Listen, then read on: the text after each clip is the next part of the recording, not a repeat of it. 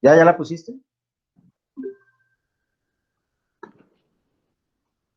Listo, perfecto. Entonces, bueno, repito. eh, es, digamos, esta es la última parte. Trabajamos en la vez pasada la sustancia viva en términos de el plasma germinal y el problema que tuvo Freud, digamos, un problema en el sentido de una discusión que hubo en la época y que se sigue manteniendo acerca de si se puede ubicar o no eh, lo psíquico en el cerebro. Como leímos de Kandel, Freud tiene una posición más, digamos, más flexible en torno a la ubicación, por eso considera que es que está allí, pero que no lo ubica en un lugar particular. Bueno, ese es el segundo aspecto. Ya habíamos trabajado la teoría de las pulsiones y la hipótesis química de la pulsión. No lo trabajamos, pero en algún momento a quien le interese también por allí, Freud hace una alusión cuando él trabaja con las neurosis actuales. Yo no la trabajé acá, pero pues se puede trabajar en otro momento, y es que había una serie de neurosis causadas por intoxicación. Él se refería pues a la drogadicción, al alcoholismo, inclusive me ponía allí el onanismo, y él también le atribuye que hay una serie de condiciones químicas para que ese tipo de neurosis se produzca. Y en esta última parte, digamos, de lo impenetrable, pues Freud habla de la impenetrabilidad, ¿cierto? Está ubicado dentro de esta perspectiva, en tanto él tiene una concepción de que es básicamente newtoniana, y ya voy a explicar por qué, en términos de que los cuerpos son impenetrables, ¿cierto? Y tiene varias acepciones a eso. Hay un autor que se llama Frijo Capra que dice que Freud trató, en la medida de lo posible, de usar los conceptos básicos de la física en su descripción de los fenómenos psicológicos y de esa manera establecer en su descripción, digamos, una relación conceptual entre los fenómenos, entre el psicoanálisis, perdón, y la mecánica clásica. No los vamos a trabajar todos, pero uno podría, digamos, yo los traje, pero no los voy a presentar mejor. La física newtoniana se podría hallar, digamos, representada por el psicoanálisis de Freud de diversas maneras.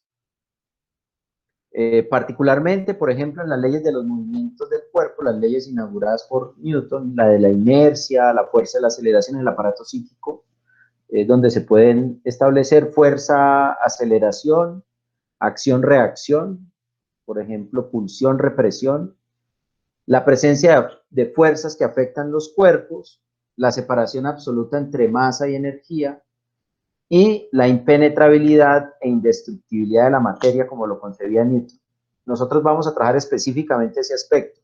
Digamos, este es un intento de mostrar de qué manera la física newtoniana podría estar reflejada desde la perspectiva teórica. No voy a utilizar fórmulas, nada, solamente la perspectiva teórica, lo que planteaba Newton, cómo se hallaría en el sistema teórico freudiano, o en qué sentido se dice que Freud es newtoniano.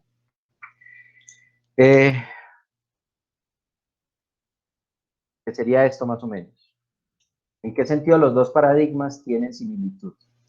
Hay un texto de 1760 que creo que antecede a los principios de matemática, que Newton tituló Optics, o las ópticas. Y allí Newton va a revisar las teorías que previamente se han elaborado en torno a explicar de qué manera las partes de los cuerpos duros y homogéneos chocan entre sí. Él dice que habían varias teorías en su momento que corresponden, una, a que la relación en el choque entre dos, digamos, cuerpos, y es que se da un enganche. Dice, algunos consideran que existen átomos que se enganchan, ¿sí? La segunda es que los cuerpos se hayan unidos entre sí por alguna cualidad oculta. o quizás por nada, pero que se hayan unidos entre sí. Que habrían otros que se lo atribuyen a un reposo relativo entre los cuerpos, que en ese sentido el movimiento conspira para que eso suceda.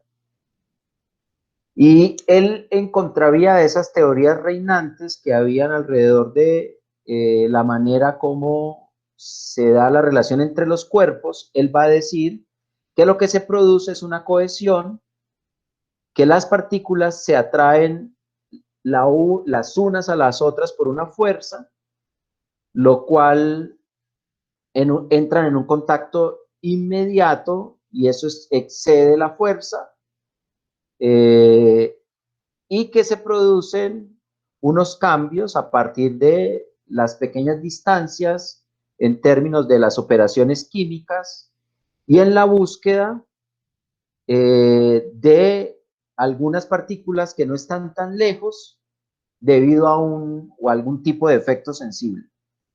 De esa cita uno puede resaltar, digamos, dos cosas. Una, que los cuerpos son sólidos, es decir, que habría la condición de que los cuerpos son sólidos y se componen de partículas duras. Dos, que la causa del choque entre partículas de los cuerpos se debe a una fuerza o a una condición física que hace posible el encuentro entre los cuerpos. En Freud uno lo podría decir que esa fuerza corresponde a la energía, por ejemplo. Newton entonces va a sostener que la dureza es la propiedad de la materia, ¿sí? Y esa propiedad es algo igual de evidente si la propiedad es la dureza, algo que es supremamente evidente para Newton, que es universal, es que la materia universalmente es impenetrable, ¿sí? Él dice que la dureza debe ser reconocida como la propiedad de toda la materia. Al menos dice que eso es evidente, digamos que igualmente, perdón, también parece evidente que exista una impenetrabilidad de la materia a nivel universal. Todos los cuerpos, estoy citando a Newton, todos los cuerpos,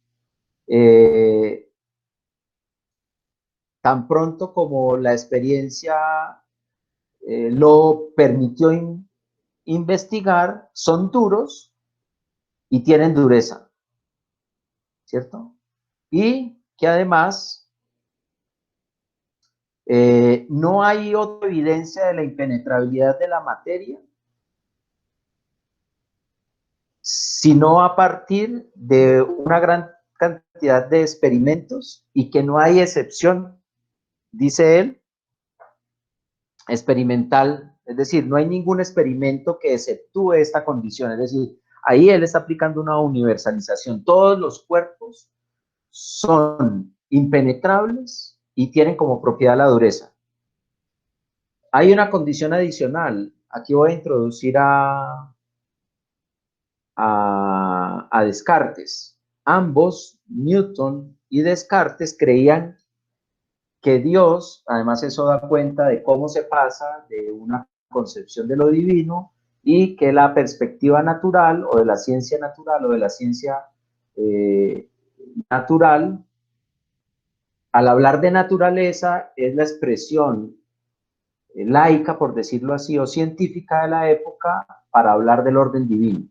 Digamos, esa idea queda reflejada aquí en esto que plantea Descartes, que coincide con Newton, en el que ellos creían que Dios desde el inicio había creado las cosas materiales. Miren que tiene que ver mucho con el sentido común y con lo intuitivo, es decir, lo que vemos es que hay dureza, esto lo creó Dios, Dios creó las cosas de esa manera, las partículas tenían que ser macizas, duras e impenetrables. Tenían además capacidad de moverse, tienen tamaños, alturas, proporciones especialmente determinadas. Y estas partículas sólidas poseen una dureza de tal naturaleza que no se puede desgastar ni romper, ya que nada ni nadie es capaz de destruir lo que Dios alguna vez creó. Muy similar a lo que dicen con el matrimonio, ¿no? Que No hay nada que destruya el vínculo. O sea, eso es indestructible. Y es así y universal. Ya ustedes van viendo allí que hay algo en relación a la teoría de Freud. Sobre la posición de Newton y Descartes, bien podríamos inferir que Schopenhauer coincide, ahí incluye a Schopenhauer, en un aspecto, pero va a diferir en otro. Coincide, por ejemplo, con ambos en que Schopenhauer, esto está en El mundo y su representación, la palabra real se usa como sinónimo de material. Cuando uno escucha a Alfredo, cuando uno escucha algunas conferencias que dicen, no, es que Freud, lo real es lo material, tridimensional, concreto, muchas veces no es tan fácil, perdón, yo quito esta presentación por si alguien me está pidiendo ingresar, ¿sí? Hay que demostrarlo, es decir, hay que ir a los autores y demostrarlo porque no es tan sencillo, o sea, cuando me refiero a que no es tan sencillo es que uno no lo encuentra allí a la mano, ¿sí? O sea, hay que ir a leer, investigar sobre el asunto para poderlo especificar un poquito más, porque queda más bien como una opinión, no estoy diciendo que sea así, sino que cuando uno entrega el informe, cuando uno hace la presentación y la conferencia y llega a esa conclusión, implica un cierto trabajo intelectual para llegar a ella. ¿Sí? Freud es newtoniano. Yo aquí no voy a presentar, por ejemplo, como las tres leyes de la... Es un trabajo que hice, pero tuve que quitarlo, pues porque me pidieron que tenía que recortar ese capítulo. Por ejemplo, como las leyes que Newton plantea en los principios de matemática, que lo presenta a nivel de corolario al inicio, antes de hacer toda la formulación matemática, cómo esas leyes que Newton presenta allí se pueden ver en la física, en la mecánica freudiana, ¿cierto? En las dos últimas sesiones sobre la dinámica del aparato psíquico en términos de lo económico, de lo cuantitativo, vamos a poder trabajar un poquito de eso, inclusive más desde la perspectiva termodinámica. Allí vamos a poder trabajar un poco. Como ustedes ven, esto si bien está contemplado dentro de lo biológico, en términos de lo concreto, material, se mueve un poco más hacia el vínculo con la física clásica.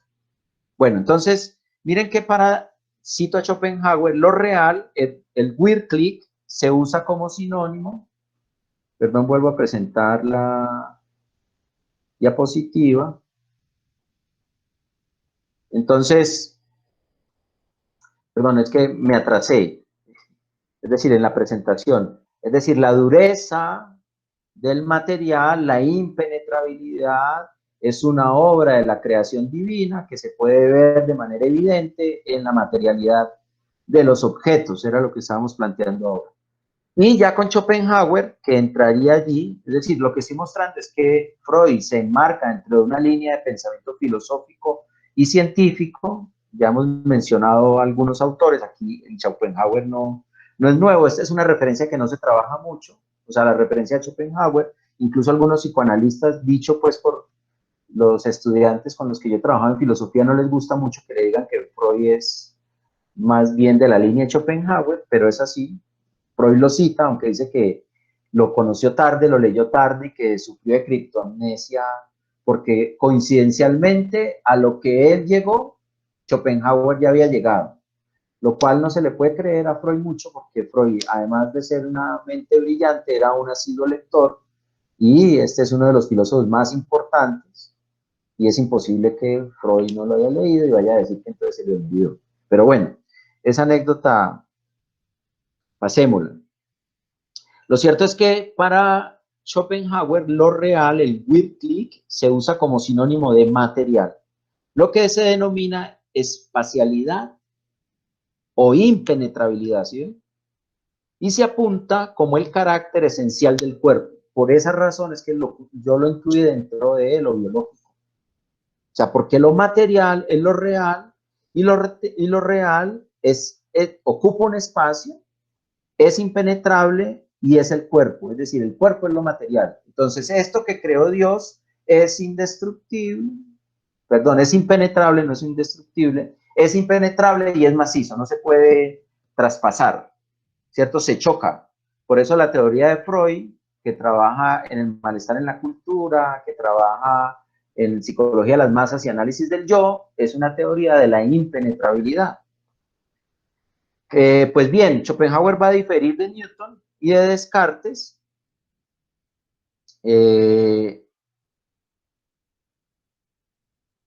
para estas características de las partículas sólidas son de creación divina, mientras que Schopenhauer propondrá que la investigación de las causas que tienen origen en la naturaleza son las que deben primar. O sea, para Descartes, esas características de los objetos son propiedades y tienen su origen en la naturaleza y no en la divinidad. Por lo tanto, cito a Schopenhauer, no estamos más autorizados a sustituir una explicación física invocando la objetividad de la voluntad que el poder creador de Dios tiene. Para Newton, además, las distintas propiedades de los cuerpos no son guiadas por la razón, sino por la sensación. O sea, no fue un acto del pensamiento, sino fueran derivadas de la sensación, lo que se obtiene en la observación mediante la experimentación. Ustedes leen a Freud, Freud va a decir que es por la observación y es por la experiencia como se adquiere el conocimiento y la práctica del psicoanálisis. Entonces, lo real es aquello que yo puedo observar.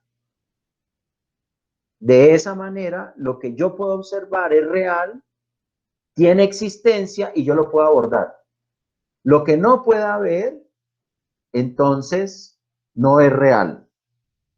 ¿Sí? Ahora, después de que se observe experimentalmente, se puede generalizar, sin importar si aún existen cuerpos no observados. Es decir, para Freud o para Newton, si yo observo esta propiedad, lo demuestro experimentalmente, podríamos decir, lo demuestro en la clínica, lo demuestro en el consultorio, entonces eso ya se puede universalizar, así no observe todos los casos. Entonces, desde esta perspectiva, todos los cuerpos, sin excepción, poseen idénticas cualidades a las registradas por los sentidos, son cualidades universales para cualquier clase de cuerpo. Miren lo que expresa Newton. Pues como las cualidades de los cuerpos solo nos son conocidas por experimentos, debemos considerar universal todo cuanto concuerde universalmente con ellos, que además es un principio de la existencia aristotélica, ¿no? De la generalización aristotélica.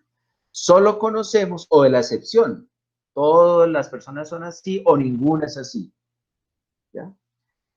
Observen que en la clínica, no sé si les ha pasado, pero mucha gente tiene una forma de razonar de esta manera. Todas las mujeres son así, ninguna es tal cosa, todos los tal cosa. Esos son aspectos que debemos de considerar, ¿no? Inclusive los mismos psicoanalistas dicen, es que todos, Freud mismo lo decía, es que todos pasan por el Edipo.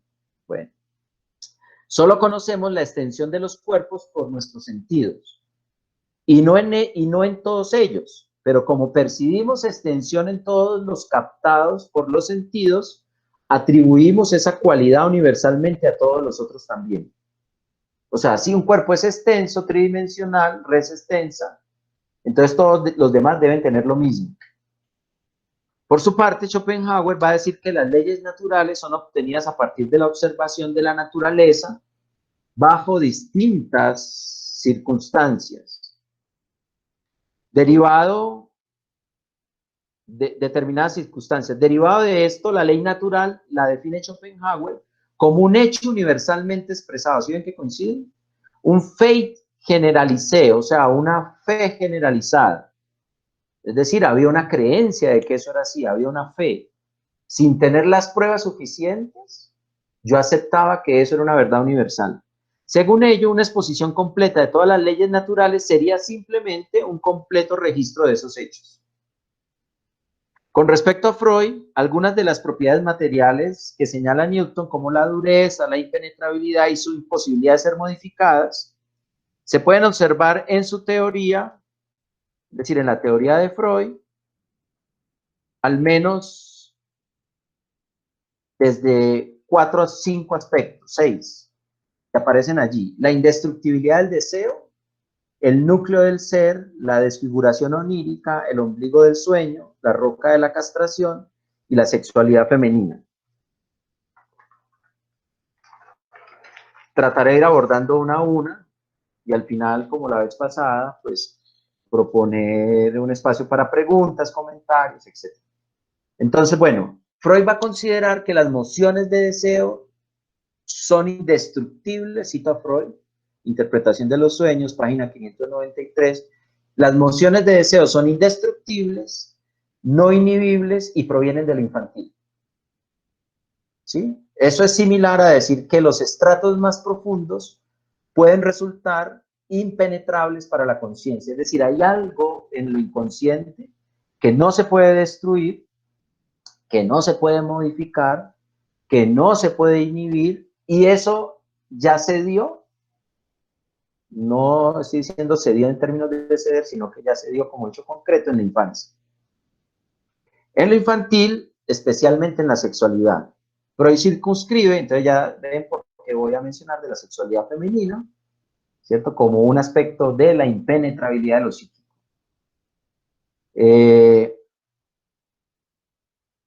En esa perspectiva de lo infantil y especialmente de la sexualidad infantil, Freud va a circunscribir una relación causal determinística, ya que todo se haya explicado allí. Cualidades que también comparte el modelo newtoniano, especialmente en la segunda ley de la termodinámica, en tanto que la energía no se crea ni se destruye. ¿Sí? Acerca de la indestructibilidad del deseo o de los procesos inconscientes, son varias las citas en que Freud así lo demuestra, no solamente en la interpretación de los sueños. Entonces, Tabú sostiene que el alma animista, al ocultarse detrás de una apariencia personal, recuerda lo inconsciente. En cuanto al carácter inmutable e indestructible, hoy ya no le atribuimos los procesos conscientes, sino a los inconscientes. O sea, lo inconsciente es algo indestructible e inmutable. Está dicho ahí, ¿no? O sea, que no puede cambiar. Y los inconscientes, pues lo inconsciente sería el motor genuino del alma, de la actividad anímica. En la interpretación de los sueños, dice que el sueño es el cumplimiento del deseo y nos traslada indudablemente al futuro, pero este futuro que el soñante le parece presente, es creado a imagen y semejanza. Miren que hay una alusión ahí a lo divino, es creado a imagen y semejanza de aquel pasado del deseo indestructible. O sea, eso que una vez ocurrió, lo que aparece después es una copia, una réplica a imagen y semejanza de lo que ya se dio. En el chiste y su relación con lo inconsciente va a establecer que lo auténticamente psíquico es lo inconsciente y no la conciencia. Va a decir que la energía psíquica se desplaza a lo largo de ciertas vías asociativas acerca de la conservación indestructible casi de las huellas de procesos psíquicos que me han sugerido, de hecho, ensayar la figuración, la ilustración de lo desconocido. Sí, o sea, eso desconocido es indestructible, se dio, acuérdense de la represión primaria que fija, acuérdense de la experiencia de satisfacción. Freud habla de la experiencia de la satisfacción, pero también habla de la experiencia de satisfacción, pero también del terror. Esa última alusión casi no la mencionan, pero no solamente es la satisfacción primera, sino el terror primero también. En el inconsciente, a nada puede ponerse fin, dicho por Freud, ¿no? Uno dice, pero es que Freud considera que no puede cambiar, dice, a nada puede ponerse fin, nada es pasado ni está olvidado, o sea, nada se detiene, eso sigue estando ahí, nada le puede poner fin. En el prólogo a Theodor Dick, dice que las pulsiones son indomeñadas e indestructibles. ¿Sí? Esa concepción de la indestructibilidad del deseo la podemos encontrar en Schopenhauer, para quien la voluntad, en cuanto cosa en sí, constituye la esencia última, verdadera e indestructible del hombre. Acuérdense que la voluntad en Schopenhauer es el equivalente a la pulsión en Freud. Pero en sí misma es inconsciente. Dice, voluntad, reemplácenlo por la pulsión si quieren. La pulsión, en cuanto cosa en sí, constituye la esencia íntima, verdadera e indestructible del hombre. Pero en sí misma es inconsciente, ya que la conciencia está condicionada por el intelecto. Freud, recuerda que Freud coloca el intelecto y el pensamiento en la conciencia, procesos secundarios, y esto es un mero accidente de nuestra esencia. La esencia es inconsciente, es lo que dice Schopenhauer. Bueno, entonces esa es una. Hay otra que también, hacia donde el postlacanismo dirige lo real en Lacan, y aunque Lacan diga que no, pues ellos dicen que sí, y es el núcleo de nuestro ser. El núcleo del inconsciente correspondería al núcleo del ser. Si es indestructible, tener un núcleo. Y ese núcleo consiste en emociones de deseos inconscientes. Es decir, hay algo que nunca se va a poder acceder a la conciencia, ¿cierto? Y entonces permanece inaprensible y no inhibible para el preconsciente. Además, digamos, ese núcleo es inaccesible y se encuentra constituido por el oscuro ello. Sí, es decir, es como el averno, ¿cierto? Y no comercia, no le entra luz, no comercia directamente con el mundo exterior y además solo es asequible a nuestra noticia por la mediación de otra instancia. Entonces, ¿qué está allí? Dice, allí lo que ejerce como acción eficiente son las pulsiones orgánicas. ¿Ya ven por qué en el postlacanismo se le asigna a la pulsión lo real? Porque la pulsión está al lado del orgánico, es oscuro, es a lo que no se puede acceder, lo que no es simbolizable, entonces es lo real. Ahora, Freud vincula el núcleo del ser, lo va a vincular a la génesis del sueño. De hecho, él considera que la oscuridad en que el núcleo de nuestro ser, él llama el do esplácnico, que además lo ubica en el estómago, busquen la palabra esplácnico y se van a dar cuenta, en el intestino, como lo llama Tissé, se oculta nuestra inteligencia, es decir, hay algo que se oculta, ¿no? Se oculta la razón, el inconsciente se oculta la razón a nuestra inteligencia, y la oscuridad de la génesis del sueño. El sueño tiene un núcleo, ¿cierto? El inconsciente tiene un núcleo. Si en los sueños es la vía regia al inconsciente, entonces si el inconsciente tiene un núcleo, el sueño también lo tiene. Esa concepción es muy similar a la que plantea Schopenhauer, para quien la conciencia es comparada con una masa de agua de cierta profundidad. ¿Se acuerdan el iceberg? Bueno, miren que esa concepción que se toma de Freud está en Schopenhauer, ¿cierto? La conciencia es comparada con una masa de agua de cierta profundidad, donde los... Estoy leyendo y citando a Schopenhauer, ustedes van a decir que no, que yo no lo estoy inventando. Está en Schopenhauer, donde los pensamientos conscientes, el mundo y su representación, tomo 2, texto de 1819, página 170. La conciencia es comparada con una masa de agua de cierta profundidad, donde los pensamientos conscientes solo corresponden a la superficie. ¿Recuerdan el dibujito que hacíamos? Que este es el aparato psíquico, esta parte de arriba es la conciencia, la que está en la parte de arriba, la de la parte de abajo es del iceberg, que está debajo del agua, está en lo profundo. También a veces se le compara como el núcleo de la Tierra, en la profundidad está el núcleo, ese núcleo no se puede acceder allá, etcétera. Entonces Schopenhauer dice, la masa en cambio, es decir, que además es impenetrable, ya lo leímos en Schopenhauer, es lo confuso, son los sentimientos, las huellas de las intuiciones y de nuestra experiencia en general, mezclado todo ello con el propio ánimo de nuestra voluntad, que es el núcleo de nuestro ser. O sea, la expresión, el núcleo de nuestro ser, es de Schopenhauer. Y obviamente la toma Freud. Ese sería el segundo aspecto. El tercero es la desfiguración onírica. Vamos a ver qué tiene relación. Freud va a hablar de que el sueño se vincula con la impenetrabilidad. Específicamente, él va a hacer algunas referencias, solamente va a hablar de la desfiguración onírica, para meternos con el ombligo del sueño. En la conferencia décima sobre el simbolismo en el sueño, va a decir Freud que la desfiguración onírica es causada por diversos factores que hacen impenetrable la comprensión del sueño. O sea, el sueño tiene una condición de impenetrabilidad. Se puede acceder, pero incluso va a tener un núcleo que va a ser impenetrable. ¿Sí? Es decir, miren que eso va a estar ligado, no directamente, él no lo dice así, pero va a estar ligado con la roca de la castración. Es decir, hay algo que no se va a poder penetrar. ¿Sí? El inconsciente se va penetrando en las capas hasta que llega un punto en que no se va a penetrar, y esa es la roca de la castración, que ya la vamos a ver.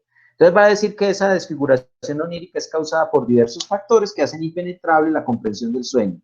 Uno es la censura, y el otro corresponde, dice él, el uno es la censura, y la censura, saben que proviene del yo, ¿cierto? Inclusive por órdenes del super yo, o puede ser censurado porque hay una señal de peligro, etcétera, etcétera. Bueno, entonces la censura hace que sea impenetrable. O sea, la misma dinámica del aparato psíquico, la misma naturaleza del aparato psíquico. Pero habría otra razón, y él dice que es una laguna técnica en la asociación libre. O sea, que la asociación libre falla, ¿cierto? Porque pone al descubierto que al analizado no se le ocurren más cosas sobre los diferentes elementos del sueño. ¿Sí ven? Entonces, si viene un paciente y entonces uno le dice haga asociación libre, diga lo que se le ocurra con respecto al sueño, que se le viene a la mente, no, así sean nimiedades y no se reprima, no diga nada en contra de eso, no diga lo que se le ocurra, etcétera, etcétera. Y llega un punto, es que no tengo nada más que decir, llega a un punto de la impenetrabilidad. Y si además un paciente no viene a hablar del sueño y dice es que no tengo nada que decirle, entonces dice, bueno, dejemos allí. ¿Por qué no vino? Más, porque es que se topó con la roca de la castración o con la resistencia, ¿no? Que también se utiliza mucho. Ya saben que Lacan va a tener otra posición. Entonces, Freud va a decir que la técnica de la asociación libre, la falla de la asociación libre, la laguna que la asociación libre muestra, va a poner al descubierto que en el analizado no se le ocurre ninguna cosa. Y él va a decir que es porque el sueño en ese punto tiene elementos oníricos mudos. Y dice que son símbolos fijos que podrían dar un sentido satisfactorio, pero que, es decir, esto es así, no es más, pero que no le podría dar, ya no sé cómo explicar más el sueño, llegó hasta ahí, no tengo nada más que decir, es decir, no tuviese ningún sentido. Esa desfiguración onírica o ese punto de esos elementos oníricos mudos, Freud la va a atribuir a otra concepción que él tiene, y es que hay el ombligo del sueño. En la posición post-lacaniana, el ombligo del sueño es lo real también, ¿sí? Lo real, el límite de lo simbólico, no se puede decir nada más. Es la manera como el post-lacanismo interpreta lo real de Lacan. ¿De dónde entonces parte Freud para esa concepción de la desfiguración onírica? Va a partir del tema del ombligo del sueño. El ombligo del sueño específicamente lo va a mencionar en la interpretación de los sueños, y esta es la cita que él va a tocar. Dice, vamos bien de tiempo, dice, aún en los sueños mejor interpretados, es preciso a menudo dejar un lugar en sombras. Si es impenetrable, ¿cierto? Es oscuro, hay algún lugar que no vamos a poder acceder. Dejar un lugar en sombras, porque en la interpretación se observa que de ahí arranca una madeja de pensamientos, no sé, los que elevaron cometa o los que han cosido, que eso se enreda, o los que les gusta pescar, que se enreda el hilo. Entonces hay una madeja de pensamientos oníricos que no se dejan desenredar, pero que tampoco han hecho otras contribuciones al contenido del sueño. Es decir, ni contribuyen al sueño, ni tampoco se dejan desenredar. Es decir, hay un núcleo, como en la célula, hay un núcleo impenetrable. En este caso, un núcleo lleno de pensamientos que se mezclan entre sí, se enmarañan y no permite que el análisis llegue hasta allá. Entonces, ese es el ombligo del sueño, el lugar en el que él se asienta en lo no conocido. Los pensamientos oníricos con que nos topamos a raíz de la interpretación tienen que permanecer sin clausura alguna y desbordar en todas las direcciones dentro de la enmarañada red de nuestro mundo de pensamientos. Y desde un lugar más espeso de este tejido se celebra luego el deseo del sueño, como el hongo de su micelio. Pueden, si quieren revisar, pueden, lo que es el hongo de micelio, saber que es una hilfa, es como una hilfa, no me acuerdo el nombre, y es como una enmaraña de raíces, está enmarañado como de raíces. Entonces dice que el sueño para Freud tiene un punto nodal, un centro en el que la interpretación se topa. Dicho ombligo, perdón, tiene la forma de hongo de micelio, lo que da a entender que tiene una forma, si en la metáfora biologicista, tiene una serie de filamentos de hifas que se enmarañan y crecen con mucha rapidez, tapando de esta manera el sentido que el sueño develaría. En este punto es que la interpretación llega donde el sueño ya se hace esquivo, no se deja interpretar, pero además pondría en evidencia otra cosa. Podría en evidencia que el sueño como tal tendría una estructura no cerrada, que se puede enlazar con diversos pensamientos del soñante. ¿Qué le permitió a Freud establecer esto? Lo que le permitió a Freud es el sueño de Irma. El sueño de Irma fue lo que le permitió a Freud establecer el núcleo del sueño, específicamente porque Irma tuvo renuencia al tratamiento, ¿cierto? Y entonces Freud va a comparar a Irma con dos pacientes, va a decir que una de ellas era inteligente para aceptar la solución que Freud le ofrecía, ¿sí ven? O sea, la resistencia del paciente, la dureza del paciente es que ella tiene dentro de sí un núcleo que no le permite aceptar eso, es decir, se va a resistir. Freud le ofrece una solución e Irma le ofrece soluciones, mientras que Irma no le era en tanto, ¿sí? No le copiaba y era refractaria a la posición. En el sueño, la paciente por la que Irma es permutada, es cambiada, le hablaría más cosas que Irma, a Freud. O sea, él compara a Irma con otra paciente, esta paciente sí me habla, Irma no me habla y no acepta mis soluciones. Entonces Freud considera que hay un límite a la interpretación, pero además, asociación libre. Al considerar que entonces no avanza lo suficiente, si ven por qué algunos analistas siguen sosteniendo la asociación libre, Lacan va a hablar más bien del goteo hermenéutico, que uno lleva la significación hasta donde uno quiera llevarla, pero que la significación en algún punto se detiene, no está hablando de ningún núcleo, ni ombligo, ni nada de eso, sino que además encadena, bueno, es otra forma de ver el problema. Entonces dice que la asociación libre se topa, ¿cierto? Con la asociación libre, Freud se va a topar con que esta no avanzó lo suficiente y por ende no pudo desentrañar lo oculto que había en el sueño. Entonces, Freud va a decir que todo sueño tiene por lo menos un lugar en el cual es insondable, un ombligo por el que no se conecta, por lo que se conecta con lo no conocido.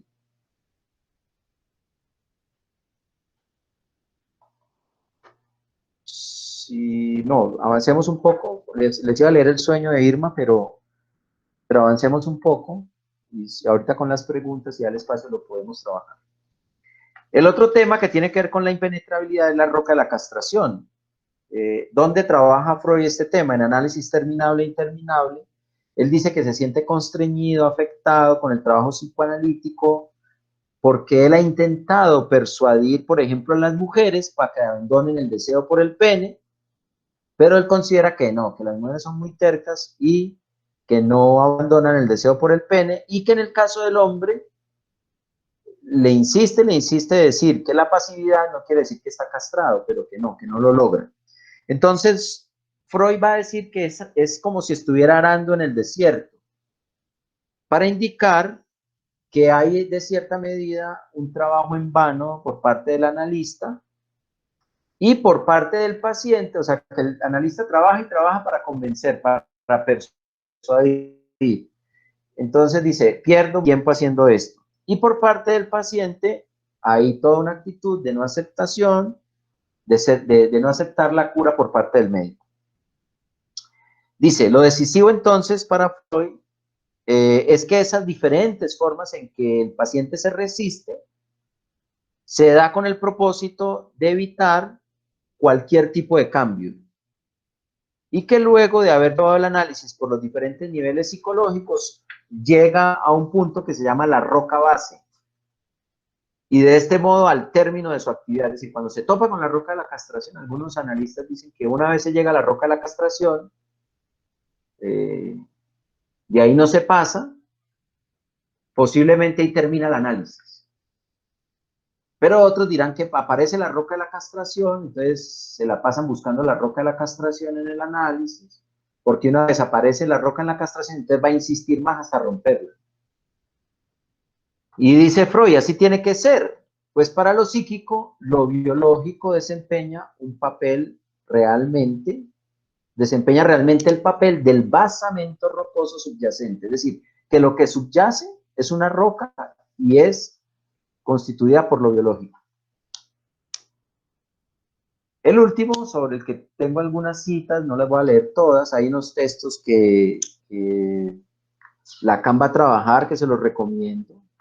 Entre el 23 y el 25, trabaja Organización Genital Infantil para pensar la concepción que tiene Freud sobre la sexualidad femenina, el sepultamiento del complejo de Edipo y algunas consecuencias psíquicas de la diferencia anatómica entre los sexos. Y después, por allá en el 30 y en el 31, en el 31 y en el 30 entre el 32 y el 36 va a pronunciar sobre la sexualidad femenina del 31 y la 33ª conferencia que se titula sobre la feminidad, que están las nuevas conferencias de introducción al psicoanálisis. Yo no las voy a leer todas, por supuesto, pero sí voy a traer algunas citas de él para que observen lo que él piensa acerca de la sexualidad femenina. Podemos iniciar en 3 ensayos para una teoría sexual, donde Freud va a indicar que hay una sobreestima sexual al concebir que principalmente es la unión genital la meta de la pulsión sexual. Y más bien, la unión genital es la excepción, porque es el cuerpo en su totalidad, así como las diferentes sensaciones derivadas de las partes del cuerpo, lo que sería común. ¿Por qué es importante este aspecto? Dice, porque eso se logra estudiar muy bien en el hombre, se está refiriendo al varón, por ser su vida amorosa la única que se ha logrado estudiar. Mientras que la de la mujer permanece envuelta en una oscuridad todavía impenetrable. Mientras que la mujer permanece envuelta en una oscuridad todavía impenetrable, en parte a causa de la atrofia cultural, pero también por la reserva y la insinceridad convencionales de las mujeres. Ya se podrán dar cuenta los prejuicios que hay. Entonces, la mujer siempre miente, la mujer no es sincera, ¿sí? Y hay un prejuicio alrededor de eso. O la mujer no se puede conocer, no se pregunte por la mujer, y entonces voy a hablar ahí del binarismo así, sin entrar pues en el debate, para mostrar el contexto, y el hombre. Entonces, siempre es sincero. Entonces, el deseo del hombre, entonces, cuando me refiero al hombre, el varón, pues el del varón, entonces, no es enigmático. O sea, ¿por qué? ¿Por qué uno sí y el otro no? ¿Por qué esto es complejo y lo del otro no? ¿Y por qué señalarlo como en uno y en el otro? Pero bueno, ese es otro tema. Freud entonces considera que la investigación sobre la sexualidad de las mujeres no ha sido tan accesible para la investigación psicoanalítica como en el caso de los hombres. Eso le ha llevado inclusive en algún momento a decir que eso es lo mismo, que no habría que hacer diferencia. Nosotros dice que sí hay diferencia. Por lo general siempre pierde la mujer. Y dice que el caso de los hombres se halla en un estado más avanzado. 20 años después, en pueden los legos ejercer el análisis. Él dice que la vida sexual de la niña, que en relación a la vida sexual de la niña se sabe mucho menos que la del varón. Cito a Freud, incluso la vida sexual de la mujer adulta sigue siendo, ahí donde aparece la famosa frase, un dark continent, un continente negro para la psicología. Sí, él sigue teniendo esa idea, esa concepción de que hay algo oculto, etc. A esto se le suma la famosa envidia del pene, y es aquello que la niña siente de manera más gravosa, lo que equivale es que a no tener un miembro de igual valor que el del hombre, se siente inferior a él y de allí se derivan diversos tipos de reacciones de las mujeres como respuesta a dicha desventaja, como son los celos femeninos, el responsabilizar a la madre por esa falta, o sea que en pelicularse y llevársela mal con la madre, así se interpreta. Es que las hijas se la llevan mal con la madre, porque lo que pasa es que la madre lo engañó, porque le atribuyen que ella tampoco tiene falo, tiene pene, y que entonces es la culpable que ella tampoco lo tenga. Y el alejamiento a la masturbación, pues dice que la mujer se aleja a la masturbación y el deseo, o que la salida es el deseo de un hijo para compensar ese falo que le hace falta. Bueno, voy a leer algunas cosas, un par de citas, 2, 3 citas. Voy a tratar de coger de los textos, leer algo, porque creo que más allá de la concepción de esa idea de que en Freud hay algo impenetrable, oscuro, insondable, que se le ha atribuido a la mujer, lo cual me parece que es un equívoco, pero es lo que se ha popularizado. Hay además una concepción específicamente de Freud acerca de lo femenino. Espero encontrar las citas sobre cuándo Freud se opone a las feministas, ¿no? Porque se dice, no, es que Freud era hijo de la época, pero es que, acuérdese el debate con Karen Horney, acuérdese el debate, perdón, la oposición que le hacían los feministas a Freud en la época. Acuérdense que en la época de Freud estaban los coloquios, seminarios, encuentros de los físicos teóricos, tanto relativistas como cuánticos, y Freud no eligió por esa vía, Freud se opuso. Entonces, digamos, aparte de los prejuicios, él eligió en lo que él consideraba y además que su teoría se lo seguía sosteniendo. Entonces, la primera es organización genital infantil, eso es del volumen 19. Como les digo, voy a tratar de leer unas citas para mostrarles eso que Freud plantea, página 141, 149. Con estas citas vamos a terminar, por eso les digo que yo 5 o 10 minutos máximo, no creo que mucho más. Esto es 141.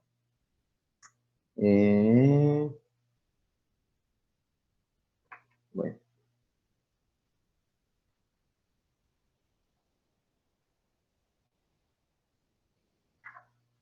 Dice, es notorio, va a hablar de la falta del pene, página 147, se entendía como el resultado de una castración y ahora se le plantea al niño la tarea de vérselas con la referencia de la castración a su propia persona.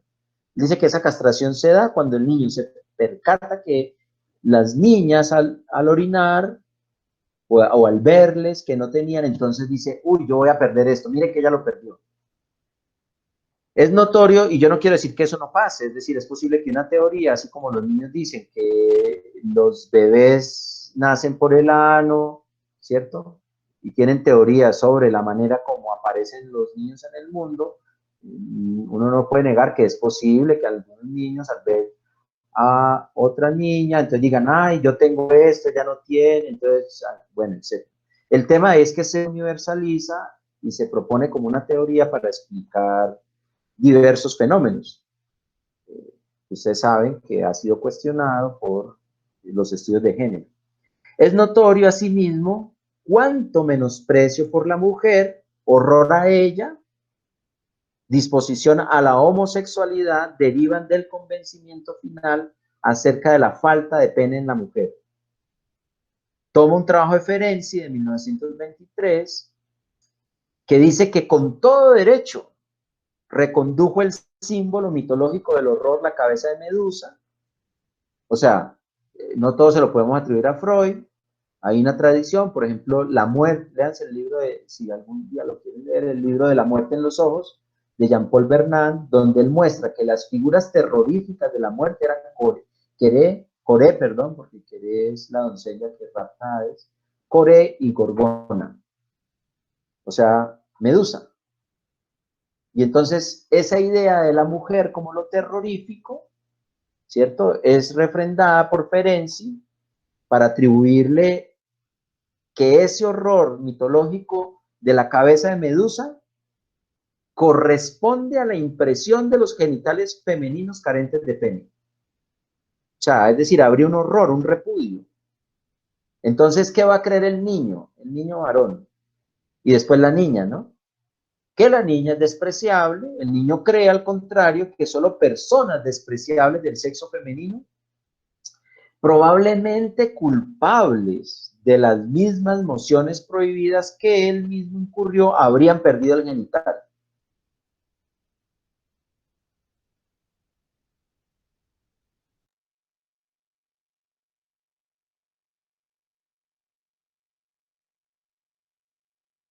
Despreciables. Bueno, eso es de organización genital. Sepultamiento del complejo de Edipo. Como les dije, no las voy a leer todas. 177. 177. Sepultamiento del complejo de Edipo.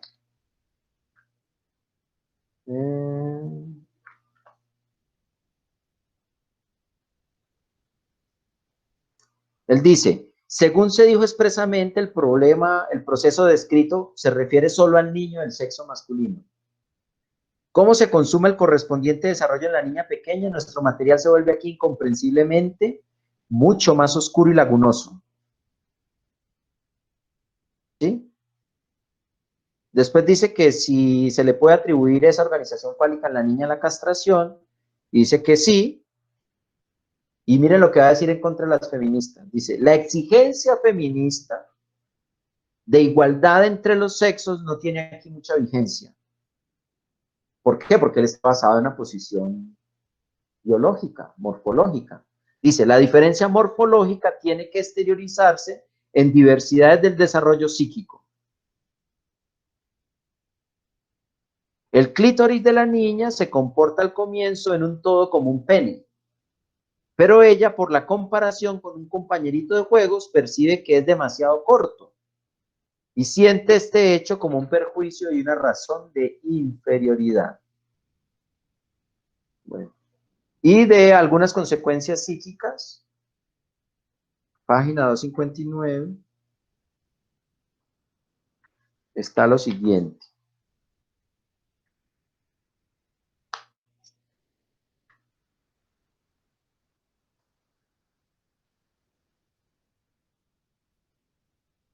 Bueno, él va a referirse a que en la niña hay un problema más en el complejo de Edipo que en el niño, ¿cierto? Porque la madre para ambos es el primer objeto, pero después la niña va a resignar ese objeto y va a tomar a cambio el padre por objeto, ¿cierto? Esa es algo. Ahí va a volver a decir o sea, dice nuevamente,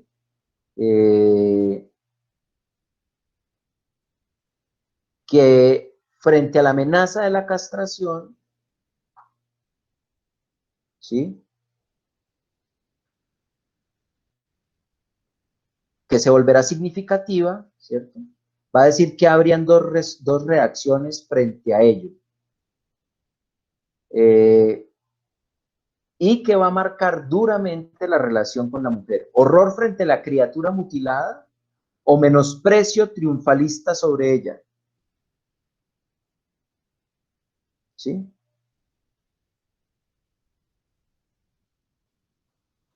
Bueno. Después va a hablar de la inferioridad que se produce en la mujer.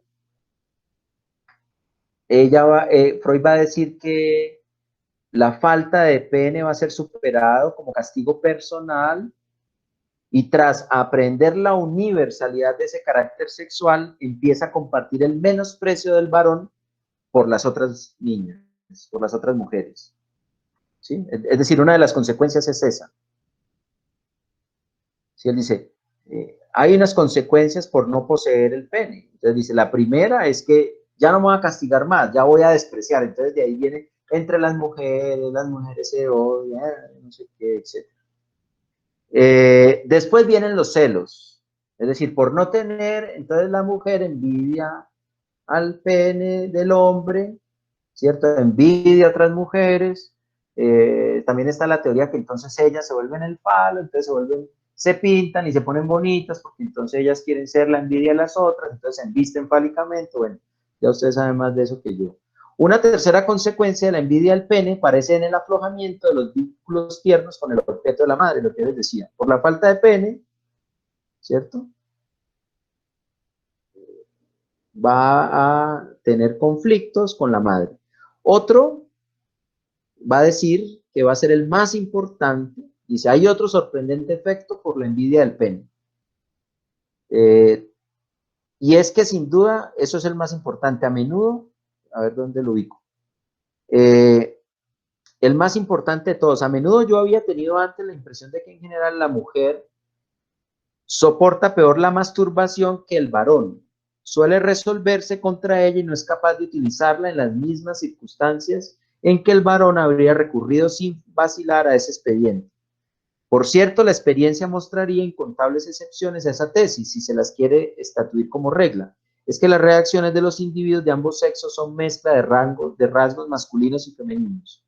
No obstante, sigue pareciendo que la naturaleza de la mujer es, o sea, es decir, no, pero venga, hay bisexualidad en ambos, pero sin embargo, en la mujer está más alejada de la masturbación y para resolver ese problema va a ponderar dos cosas. La masturbación en el clítoris sería una práctica masculina, o sea que si la mujer se masturba con el clítoris, entonces está haciéndolo como el hombre, y entonces el despliegue de la feminidad tendría por condición la remoción de la sexualidad clitoridea.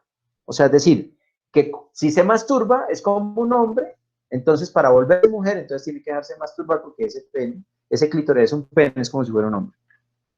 Bueno. Otra consecuencia es que va a resignar el pene va a ser igual al hijo, con eso lo va a tener, la resignación es el deseo del pene para reemplazarlo por el deseo del hijo, va a decir que es del padre, y con este propósito tomar al padre como objeto de amor. O sea que si una mujer tiene un hijo es porque de esa manera se liga al padre, van a decir, no, inconscientemente. Miren lo que va a decir. En ese punto voy a mencionar esto porque es una de las críticas que también se hace, que dice, en la niña falta el motivo para la demolición del complejo de Edipo. Después va a decir, uno titubea en decirlo, pero no es posible defenderse de la idea de que el nivel de lo éticamente normal es otro en el caso de la mujer. Él duda en decirlo, dice, pero no es posible defenderse, o sea, no es posible ir en contra de esa idea de que la mujer al nivel de lo éticamente normal es diferente en su caso. El super yo, oiga bien, el super yo nunca deviene tan implacable, tan impersonal, tan independiente de sus orígenes afectivos como lo exhibimos en el caso de varón. Rasgos de carácter que la crítica ha enrostrado desde siempre a la mujer, que muestra un sentimiento de justicia menos acendrado que el varón y menor inclinación a someterse a las grandes necesidades de la vida, que con mayor frecuencia se deja guiar en sus decisiones por sentimientos tiernos y hostiles. En tales juicios, oigan bien, no nos dejaremos extraviar por las objeciones de las feministas, que quieren imponernos una total igualación e idéntica apreciación de ambos sexos. Pero sí concederemos de buen grado que también la mayoría de los varones se quedan muy a la saga del ideal masculino y que todos los individuos humanos a consecuencia de disposición bisexual, O sea, está diciendo que entonces los hombres, su super yo es más fuerte que el de las mujeres. Por ahí he visto a Einstein que dice, y muestre quiénes están más en la cárcel. En la fiesta con el niño que apenas tiene un año, ¿quién es el que le da trago? ¿Quiénes mueren más en las carreteras? ¿A quiénes matan? Bueno, etcétera, etcétera. ¿Quiénes son más irresponsables? Bueno, sin contar otras estadísticas. Creo que finalizaré con sobre la sexualidad femenina. Allí voy a terminar. Eso es volumen 21. Página 223. Solamente una cita ahí. Perdón por tanta cita.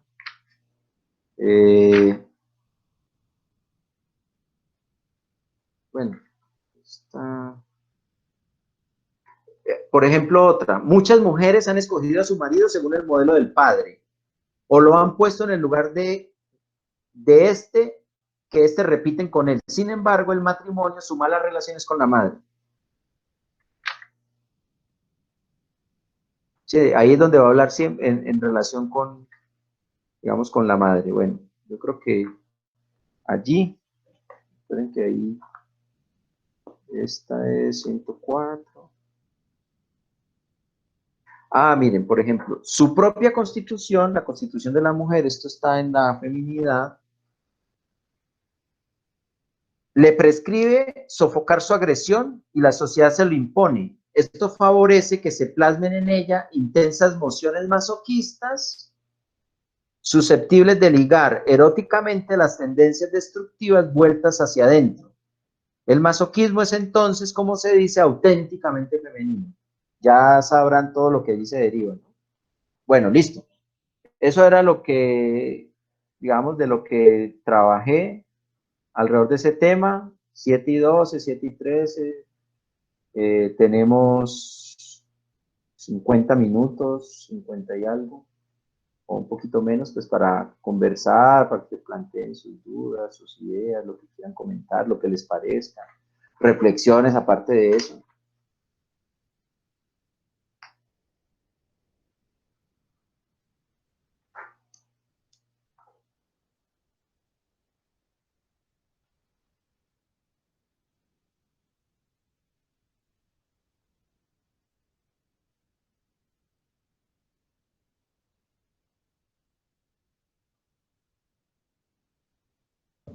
Bueno, a decir algo yo.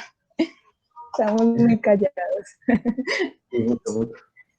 Bueno, aprovechando que en una clase el profesor nos tiene leyendo este texto, El malestar en la cultura, yo encuentro mucha relación con esto que planteas de la sexualidad y me parece algo problemático. Por ejemplo, Freud piensa el amor en un apartado del malestar en la cultura. Él dice que la palabra amor tiene una justificación genética. O sea, él piensa el amor en términos biologicistas y no en términos lógicos. Bueno, de ahí se va a desprender entonces, él va a decir, el amor designa el vínculo entre varón y mujer, que fundan una familia sobre la base de sus necesidades genitales. Es decir, el amor, entonces para él, lo va a pensar en términos de que a partir de las necesidades genitales que tiene la mujer y el hombre, van a conformar una familia.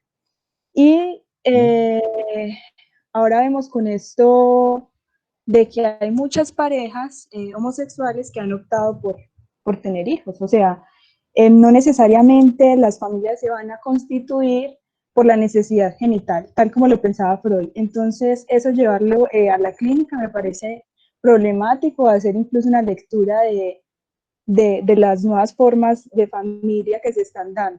Bueno, entonces sigo, dice por acá. Pero también se da ese nombre positivo entre padres e hijos, entre los hermanos, dentro de la familia, amor de meta inhibida. Dice, por ejemplo, y que, o sea, que hay otro tipo de amor y que es el de meta inhibida, que es el que se va a dar entre padres, hijos o hermanos. Pero que ese amor, en su origen, que en su origen plenamente va a tener un componente sensual y lo va a seguir siendo en el inconsciente. Ajá. Es decir, lo que él pensaba que el hijo deseaba a la madre, que tenía deseos incestuosos, bueno. Otra cosa dice por acá, la elección de objeto del individuo genitalmente maduro es circunscrita al sexo contrario. la mayoría de las satisfacciones extragenitales se prohíben como perversiones. Entiendo yo que él está pensando de que la elección de objeto, que además, o sea, que un individuo que es genitalmente maduro optará por tener una elección de objeto, pero que además sea del sexo contrario. Y si es del mismo sexo, entonces se va a considerar como perversión. A mí la verdad esto me parece muy problemático, me parece que es una teoría muy moralista, muy culpabilizadora, porque entonces si en la clínica me llegan, no sé, una pareja o una persona que es homosexual, se siente muy culpabilizada, no sé, porque su familia le dice de que no está bien, de que le guste a alguien del mismo sexo y esa persona tiene un gran anhelo por tener una familia, no sé, unos hijos con su pareja del mismo sexo. Y si yo voy a leer ese caso con esta teoría, o sea, lo que yo voy a generar entonces es más culpa en la persona. Pues porque si yo me voy a basar entonces de que el amor es genital y que si esa persona eligió un objeto de amor del mismo sexo, entonces lo voy a considerar como una persona perversa. No sé, a mí esto realmente me parece muy problemático. Yo no sé en la época de él si ya si habían familias que se constituían del mismo sexo, es decir, papás del mismo sexo o mamás del mismo sexo. Eh, pero incluso, pues no creo que eso que, pues no sé, yo creo que él lo pudo haber pensado de otra forma y se fue por este lado. Eh, y pues ahora en pleno 2020, que uno esté con esta teoría tan vieja, tan obsoleta, y yo llevándolo a la clínica, no sé, me parece muy problemático esa parte. No, Sí, ya, era... es como Carlos, si no se hubiera logrado zafar de todas formas, digamos, de los prejuicios de la época, aunque Freud fue, por ejemplo, en 3 ensayos para una teoría sexual, como lo demuestra Davidson, en el nacimiento de la sexualidad, Freud fue revolucionario. O sea, Freud planteó que y usted lo pueden leer en los 3 ensayos, que dice que la homosexualidad, o sea, y que la perversión no era una enfermedad, no era una patología, pero aún de todas formas siguió concibiendo que era un desvío del desarrollo. Y hasta mucho tiempo después, por ejemplo, los homosexuales no podían ser analistas, porque se consideran que eran perversos. Bueno, y aparte de lo que planteaste, dale, Santiago, ¿qué ibas a no, decir? iba a decir solamente como para apoyar ahí el punto de Juliana de que creo que Freud, digamos, en su intento continuo biológico que uno puede ver, inclusive caen ciertos vacíos a los que no le da respuesta, y es que, por ejemplo, ¿por qué considera que la relación genital la mujer solo siente, digamos, a partir del clítoris? Es como si solo el aparato genital femenino solo fuera el clítoris, ¿cierto? Y solo juega con la semejanza en relación al pene, pues, biológicamente. Entonces hay inclusive ahí, dentro de su argumento biológico, un vacío, porque no considera el otro aspecto, pues la otra parte. ¿Sí me entendés? Entonces, como para sumar ahí, sino que esa crítica ya, digamos, en clase con varios profesores lacanianos, yo también la he hecho y siempre se hace la crítica de que no, de que hay que salvaguardar es la lógica que se pretende, ¿cierto? Pero ¿Y que cuál es la lógica? acá, ¿sí me ¿Ah? entendés? Pues no hay una lógica de la cual yo pueda extraer completamente. El tipo está, me parece, a mi gusto, siendo muy claro, inclusive en ese mismo texto del malestar de la cultura, él va a decir que el hombre está para el progreso de la cultura y que la mujer se opone a la cultura, porque la Así biología es, es el destino. exactamente. Santiago, incluso Dale, como Iván. para apoyar la idea de Santiago y también la de Juliana, yo en estos días me estaba leyendo un texto, es un artículo, les voy a leer una partecita, es muy corta para que se denota demasiado, o sea, demasiado digo porque me parece de verdad impresionante como dice que el hombre es el que tiene ese super yo más fortalecido, pero al mismo tiempo es una total irrelevancia con lo que voy a decir. Escuchen esto. Es ese padre erotizado por el cuerpo de su hija que además se adjudica el derecho social autorizado por la cultura y por la madre de acceder a todas las mujeres de la familia, a su esposa y a sus hijas, y en ocasiones también acceder eróticamente a sus hijos. Entonces este padre es aquel que no obedece a un mandato cultural, que no se hizo ley, ni es ley, tampoco mito. Esa ley que le prohíbe al padre acostarse con su hija, ese es un padre órdico. Que podemos ver como, o sea, como hay una contradicción en cuanto dice que sí, hay un super yo mucho más fortalecido, supuestamente, pero igualmente paso por encima de, o sea, sí puedo cumplir el incesto que él mismo dice que no. No sé, pues es como una incoherencia. Sí. No, inclusive, digamos, uno en la clínica se topa con personas que tienen esa teoría. O sea, por ejemplo, si es alguien que sale con una persona mayor, entonces lo que está eligiendo es el padre. Y entonces lo que está diciendo es que tiene una relación incestuosa. Dice, no, pero es que uno puede decir, la persona puede decir, no, pero es que no me parece nada a mi papá. No, pero es que en el inconsciente sí. ¿Sí me entienden? O la otra cosa, ¿y por qué no? ¿O por qué la persona con la que uno está no puede tener algo parecido al padre o a la madre? Y precisamente eso es de las cosas que a uno le enamoran. O sea, es decir, ¿por qué no? Sí, o sea, de todas formas, Freud forjó una ley alrededor del incesto como modelo de las relaciones. Porque también está el otro lado. Entonces las mujeres son como locas, ¿cierto? Entonces quieren tener hijos para tener un pene y lo que necesitan es de un varón para que les regule esa locura.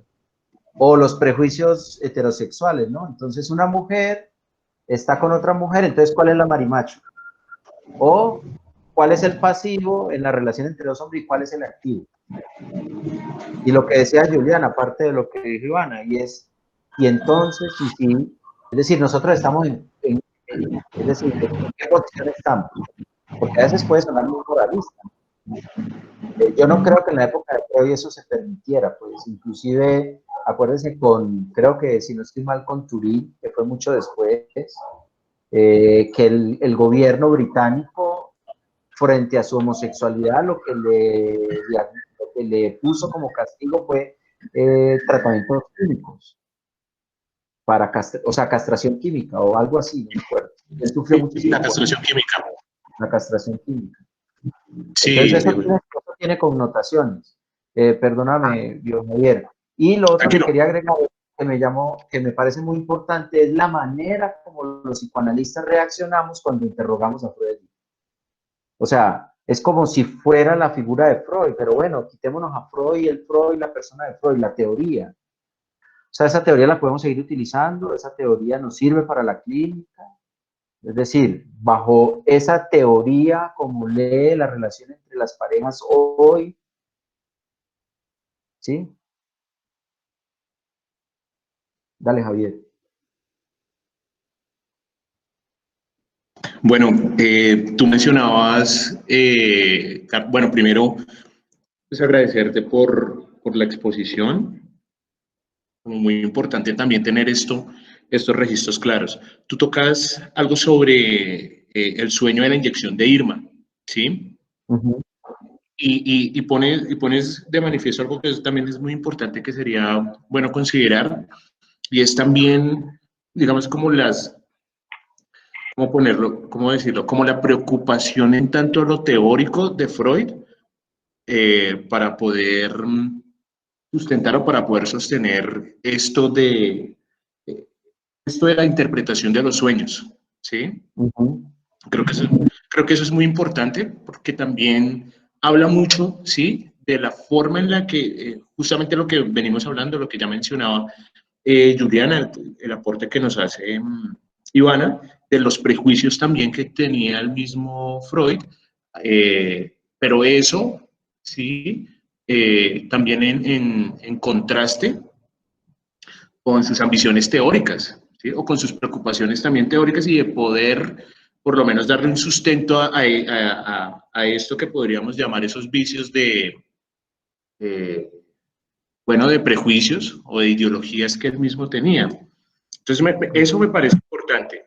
Eso, digamos, pensándolo en términos de cómo él hace de algo, de la interpretación interpretación de los sueños algo general.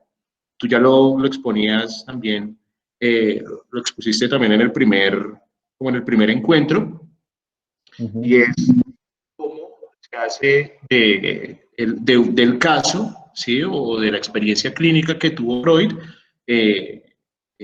se hace también una regla general, ¿sí? El Para molde. poder... Sí, exacto, un molde. Una gran explicación, una gran definición que das. Hacer un molde y ahí en adelante, porque eso de una forma u otra resuelve también su dilema en términos de lo teórico, ¿no? Sí. Sí, o sea, no solamente hay prejuicios que Freud no logra resolver, así como nosotros también tendremos otros, ¿cierto? Es decir, eso no es solamente le pasa a Freud, nosotros también tendremos algunos, varios, muchos, etcétera, etcétera, pero además también es el modelo teórico que él tenía, ¿cierto? Y que un modelo teórico que en algún momento entra en contradicción, por ejemplo, a propósito de los sueños, cuando él habla de que los sueños son un rebus, o sea, son un jeroglífico, entra en contradicción, si es un jeroglífico que se ha de descifrar, entra en contradicción con su sistema psíquico de huellas mnémicas, de representaciones, palabra, etcétera, y no lo logra resolver.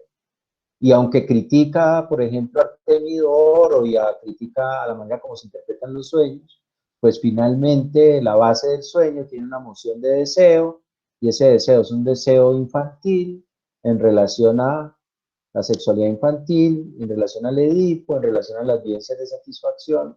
Entonces es un modelo donde finalmente cada cosa ocupa su lugar y ya hay una explicación pues preestablecida. Ahora hay también que reconocer que fue fundamental, o sea, la obra de Freud fue fundamental para pensar cosas que antes no se habían tramitado, que no se habían trabajado.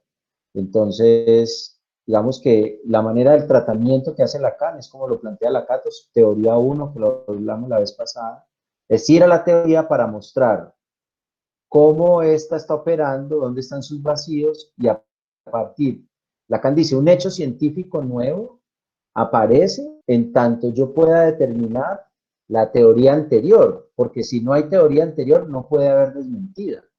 Entonces quizás esto lo estamos pudiendo ver y establecer. En la época de Freud fue una cosa, digamos, escandalosa además, pero además innovadora, revolucionaria en muchos aspectos. Pero ya después de 100 años, el mundo ha cambiado, hay otras cosas que están pasando, y quizás entonces la teoría su valor se queda corto, y ahí es donde no es por vía de la experiencia, no es porque yo tenga más experiencia, como hago que el psicoanálisis sea diferente, sino es por vía de la teoría. O sea, es decir, esa teoría para trabajar, por ejemplo, los casos de los que hablaba Juliana, pierde cierto valor porque la teoría como está allí, entonces yo le tendría que decir a una pareja de homosexuales que vienen a querer adoptar y que tienen problemas porque no saben cómo van a criar los hijos, uno les tendría que decir, no, pero es que realmente lo que debe pasar es que usted debe escoger a una mujer y usted también a otra, déjense de tanta maricada, ¿sí? Y eso es un prejuicio. Es decir, ¿cómo lo puedo manejar así? Es decir, termina siendo una teoría moralista, pero una teoría también que refrenda la naturaleza. ¿Se acuerdan que Newton, Descartes y Schopenhauer difería un poco, pero igual plantea la naturaleza? Es algo que ya está establecido así, de esa manera. ¿Sí? Entonces no es posible que alguien, o sea, como se cifra en lo anatómico, también eso permite establecer, o sea, discriminar a la gente. ¿Sí? Entonces la profesora que tiene otra orientación sexual, entonces pues no son las ideas sobre las que uno debería trabajar, sino que es la diferencia anatómica o la biología o la raza o el ser colombiano, ¿cierto? Alfredo, cuando hablaba en las conferencias sobre el coronavirus, hubo una periodista o un periodista argentina que dijo que él sabía que ciertas familias de origen judío residentes en los Estados Unidos eran los que habían creado el coronavirus. Y entonces dice, ¿cómo lo supieron? Y además tan rápido, pero además eso es discriminatorio, pues. Y miren que eso está visto. Entonces, es una mujer, toda la mujer hay que pagarle menos, ¿sí? Es decir, todavía se siguen conservando muchos prejuicios sociales alrededor de los varones, de las hembras, etcétera. Entonces, yo como psicoanalista, ¿qué posición voy a tomar? Si yo desontologizo, desbiologizo la posición de los sujetos, y hablo de los sujetos como los asuntos, pues yo de qué me tengo que preocupar en ese sentido. O sea, si además, ustedes saben que hay mucha gente, por lo menos en la clínica, yo he tenido 3, 4 casos, como le decía también Juliana, se sienten muy culpables por su orientación homosexual o lesbiana. Entonces, como me dijo un paciente, bueno, en últimas, ¿yo por qué me tengo que sentir mal si esto no fue una cosa que yo elegí, ¿cierto? Pero además, ¿por qué me tengo que hacer sentir mal como persona? Y mis valores como persona tienen que quedar reducidos porque a mí me gustan los hombres. Entonces, ¿cuál es la posición del analista? ¿Apoyar esa idea o ir en contra?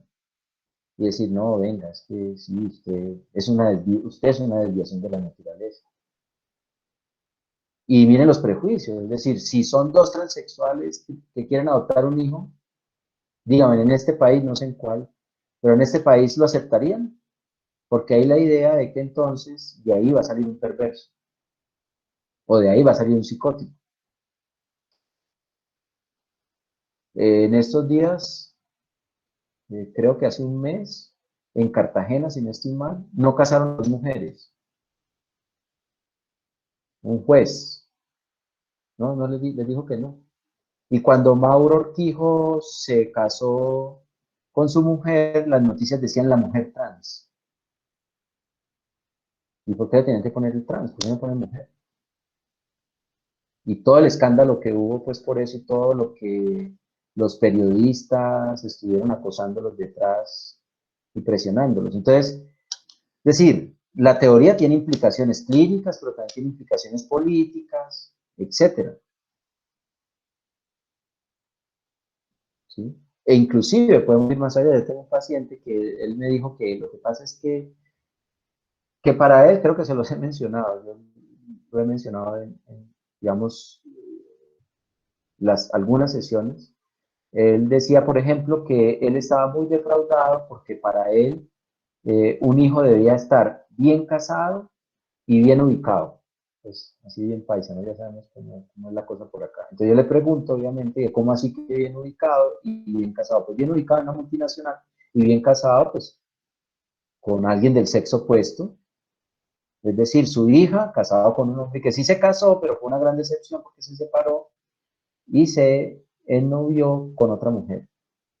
Entonces, ¿qué hijos les iba a dar? Que además una lesbiana, ¿cierto? Y después, además no trabajaba en una multinacional. Entonces era lesbiana y trabajaba en una universidad y la mujer es feliz. Pues por palabras dichas por él, ¿no? Pero que eso, que para él era una decepción.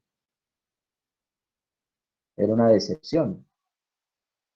Y la teoría que él tenía es que él había sido muy débil, que él creía que él había venido porque él sabía que Freud había dicho que según las relaciones edípicas, así iban a salir los hijos. Y que él creía que él había sido muy débil y la mujer había sido muy vanidosa porque iba mucho a el gimnasio, se pintaba mucho, etcétera, etcétera. Y por esa razón, especialmente porque él había sido muy débil, es decir, él no había sido el padre, un padre fuerte, ya, imponiendo la ley con el palo, etcétera, etcétera, y que por esas razones su hija era homosexual.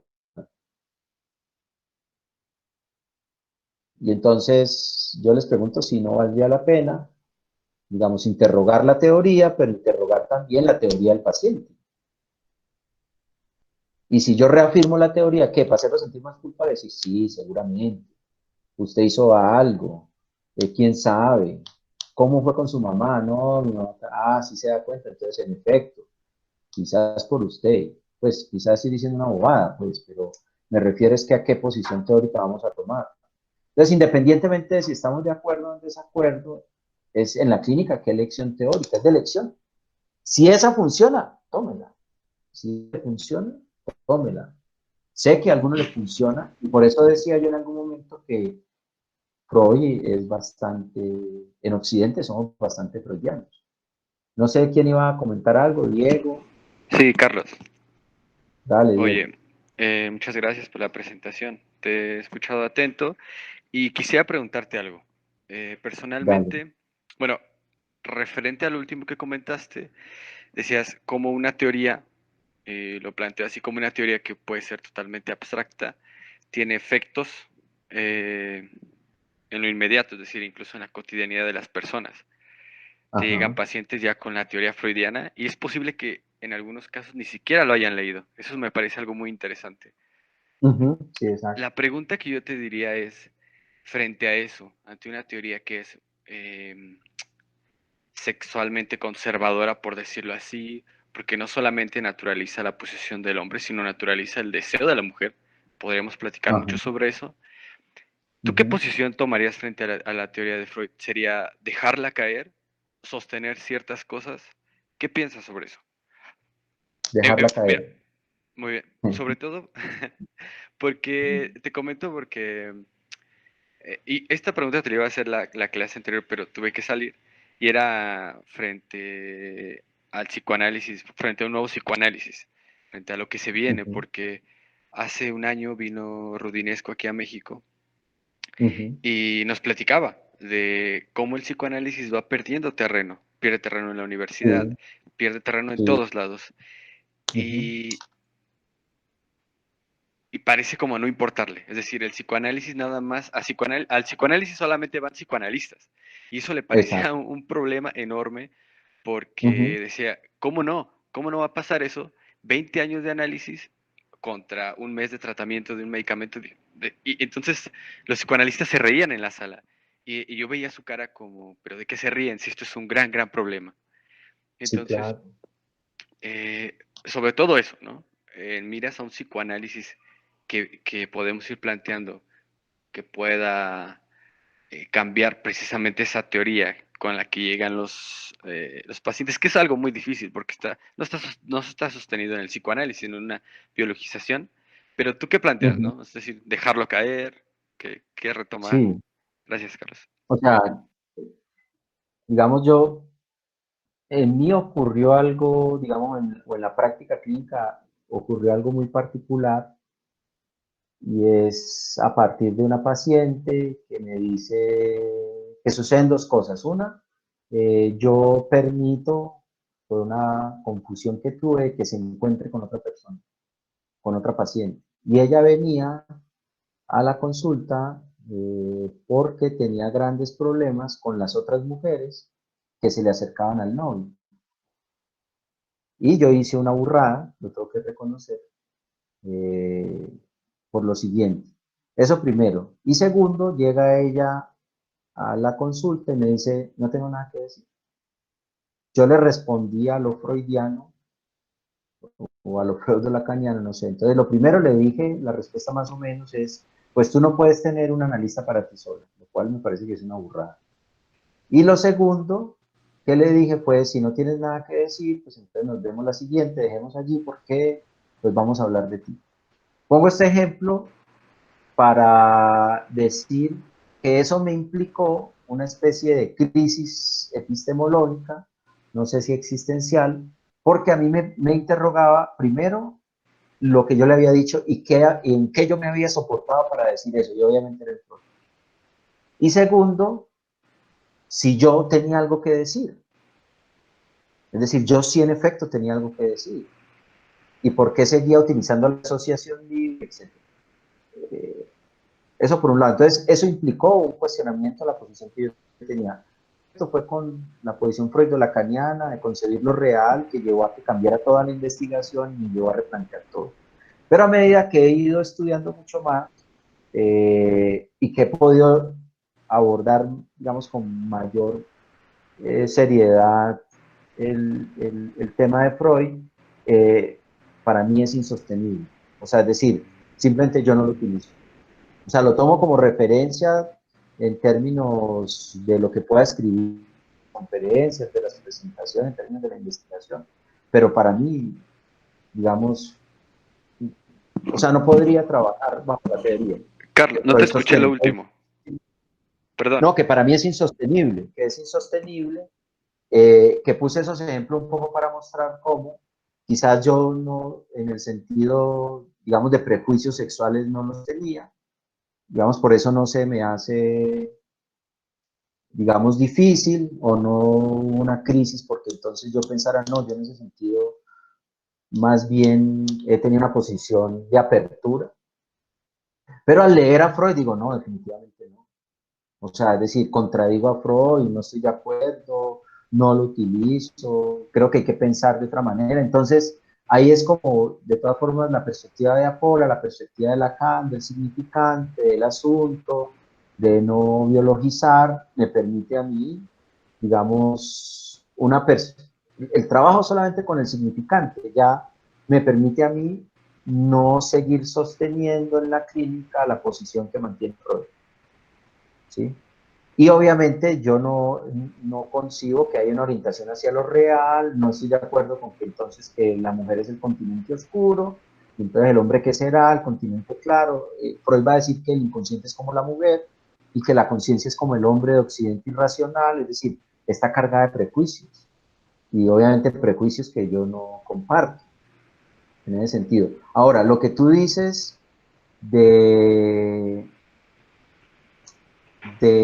lo que ubicó Rudinesco, los psicoanalistas es que los psicoanalistas o el gremio de los psicoanalistas han hecho toman la posición del avestruz, meten la cabeza, son absolutamente endogámicos, hablan mucho del incesto, pero entonces solamente nosotros con nosotros, no abrimos el espectro para que entren otras personas, y no solamente lo ha diagnosticado Rudinesco, Candel, la vez pasada que hablamos, la sesión pasada, también lo dice, hemos perdido espacio en la universidad, no nos comunicamos con la ciencia, no dialogamos con la antropología, ¿sí? Con los estudios de género, y en ese sentido el psicoanálisis está quedando casi como para un grupo reducido, no sé si se podría llamar una secta, digamos que no, para no, pero sí un grupo muy cerrado, sí, muy cerrado, muy escolástico, muy medieval,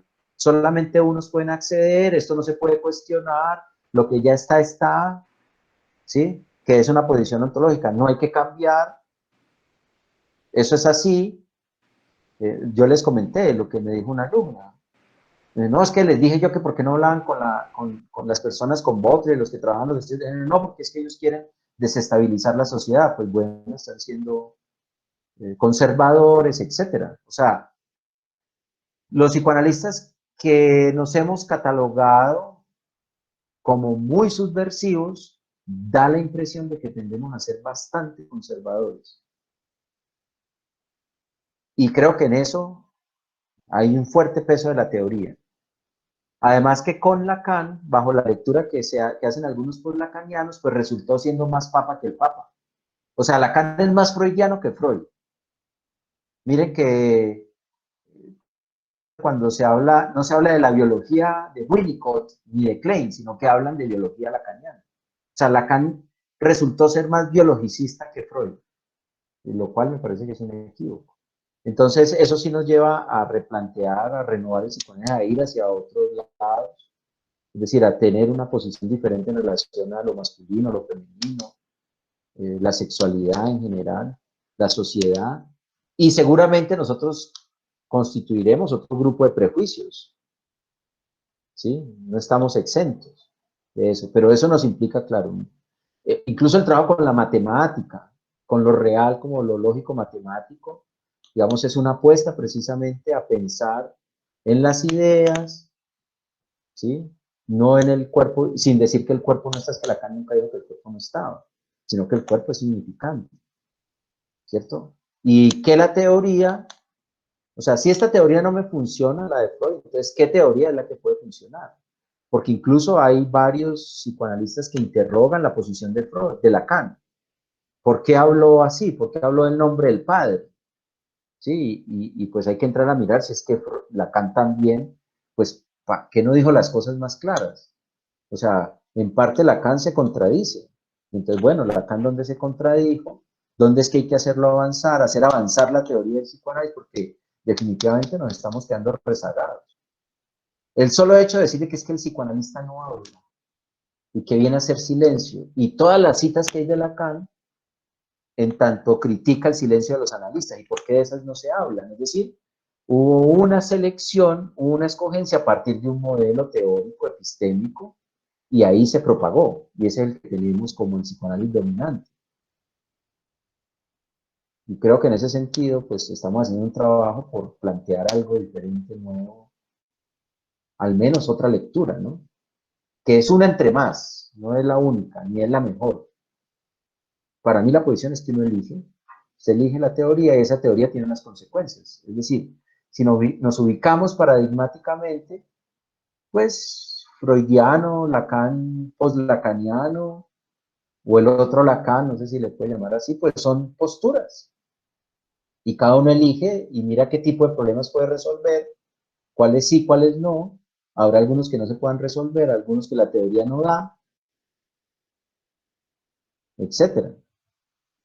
Que me parece que eso es, digamos, es importante, ¿no?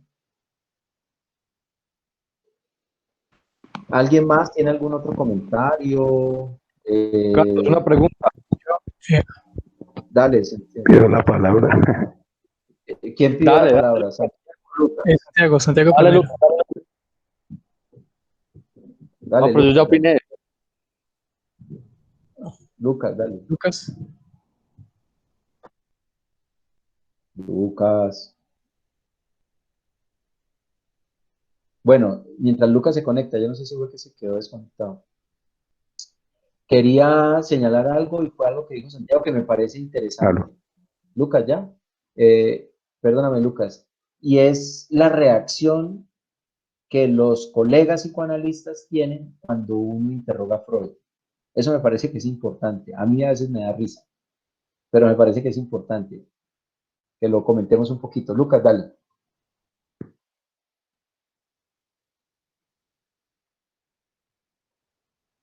Lucas. Lo voy a desconectar. ¿Y por qué lo digo? Porque es que es muy tenaz. O sea, es decir, en estos días tenía una reunión con unos psicoanalistas de Cali. Lucas, ¿ya llegó? Lucas. Hola, hola, qué pena, es que me está fallando un poco aquí los equipos. No, dale, dale, no hay problema.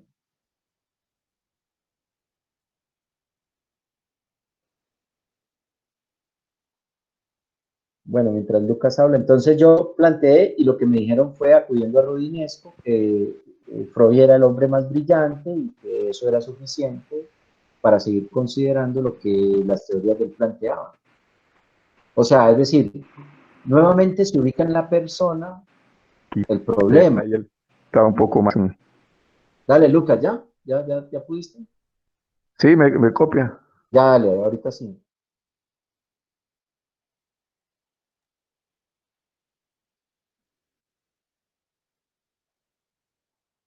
Bueno, mientras Lucas se conecta, no sé si alguien tiene algún otro comentario. Santiago iba a preguntar algo.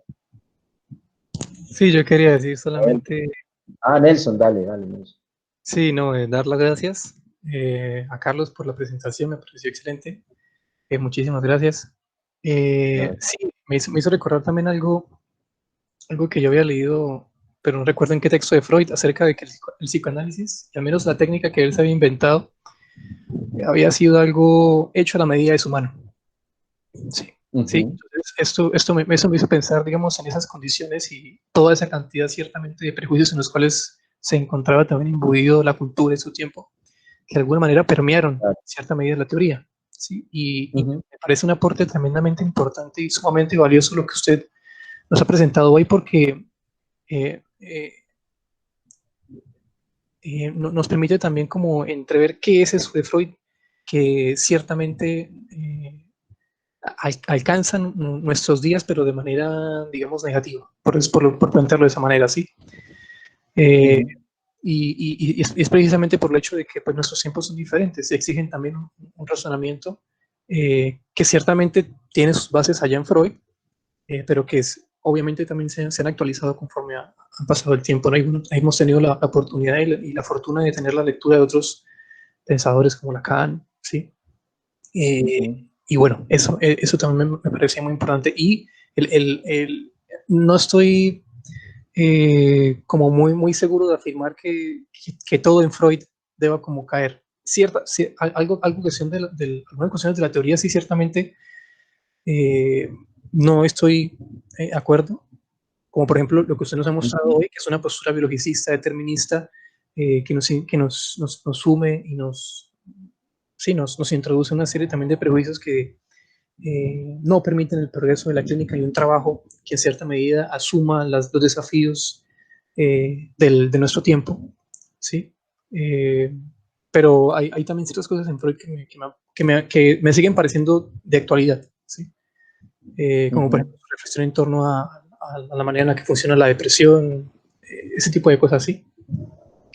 Pero era eso, y darle las gracias por la presentación. No, gracias, Nelson. Sí, tienes razón, o sea, es decir, yo digo, es una elección. Inclusive, por ejemplo, cuando él piensa hay una tesis que estoy diciendo sobre las afonías funcionales, es decir, no hay un correlato anatómico de la perturbación en el habla y Freud lo trabaja. Pues no lo habla directamente, pero sí alusiona a eso. Entonces, yo creo que son elecciones del investigador. Para mí no trabajarlo es que si yo es posible, no me ha pasado, ¿no? Es posible que llegue un paciente y resulta que, digamos, la teoría de Freud pueda ser, digamos, apropiada para trabajar ese paciente. Es posible. No sé, no me ha llegado a suceder.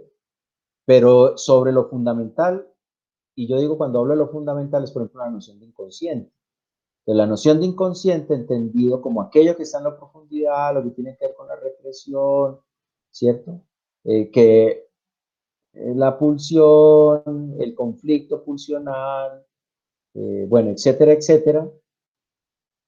Digamos, algo que está dentro del paciente, que tiene que emerger para pensar en eso. Y eso, volcado a una técnica, a una idea de que hay algo dentro de uno que va a surgir como unas pelotitas, etcétera, etcétera. Que hay primero una representación cosa y después una representación palabra y que hay una tópica determinada. Pues a mí allí yo, digamos, cuando yo voy, intento o cuando trato de trabajar con otro tipo de psicoanálisis, me doy cuenta que, por ejemplo, esa tópica de Freud no se puede utilizar para la topología lacaniana, por ejemplo, que plantea Lacan. Pensar en el otro, por ejemplo, la concepción que tiene que ver con el deseo del otro, ¿cierto? La noción de objeto A, la noción de sujeto. Entonces, digamos, si yo lo pienso estructuralmente, digamos, esa mezcla, es decir, y creo que es la apuesta en la que estamos trabajando, es que usted puede seguir siendo freudiano y elegir y decir, bueno, yo trabajo con Freud esto, etcétera, etcétera, y me permite trabajar esto, está bien. O sea, lo que yo decía, pues con Newton, habría que ver si es igual con Newton, por ejemplo, lo que tiene que ver con los vehículos, con el lanzamiento de los cohetes, porque esta discusión se hizo en algún momento entre colegas y personas conocidas, y es que tenemos la idea, yo la tenía, de que Newton es obsoleto, también he dicho que Freud es obsoleto, y quizás uno podría tener una posición más relativa, decir, pues es obsoleto para ciertos problemas, esto no se puede resolver con Freud, pero quizás hayan algunos fenómenos que con Freud se pueden trabajar. Por ejemplo, el conflicto armado, lo que tiene que ver con el otro, los ritos funerarios, no está en Freud. Y entonces uno dice, la teoría ahí flaquea. Entonces la teoría del duelo, de la valía de sí, que puede ser que es de Freud, que puede estar orientado en perspectiva psicológica, que aún se puede hablar, pues sí, sirve y la gente lo utiliza. Lacan va a decir que es una cobardía moral, que el depresivo es aquel que no quiere saber del inconsciente, Y quizás eso nos pone en otra perspectiva. Y la misma perspectiva del significante puede ser que ni siquiera sea una depresión, o que ni siquiera sea de él. ¿Sí? Entonces, yo sigo pensando que son elecciones. ¿Sí? Un paciente, creo que Juliana lo comentó hace poco, que no hablaba nada, una chica que se hacía cutie, no decía nada, entonces alguien que la estaba atendiendo dijo, yo no me sentí bien con ese paciente, ¿y por qué no se sentía bien? ¿Por qué no se sentía bien? Porque utilizaba la asociación libre y la chica no quería hablar nada, no decía nada, y entonces la asociación libre pues no servía, entonces no me siento bien, que la atienda otro. ¿Quién la atiende? Quien tiene otra teoría, o lo puede trabajar desde otra perspectiva. ¿Garantizamos el éxito? No sabemos. Puede ser que no. En lo personal, trabajar bajo la perspectiva de Lacan y no la de Freud, en ese sentido para mí cae, me ha permitido hacer una clínica diferente. Bueno, no sé, ya son las 7:57. La invitación, ya todos nos estamos retirando. Las dos últimas sesiones vienen hacia final de octubre y noviembre. Creo que son las más interesantes de todas, son las más arriesgadas, porque yo trato de hacer un análisis termodinámico y de aparatos psíquicos.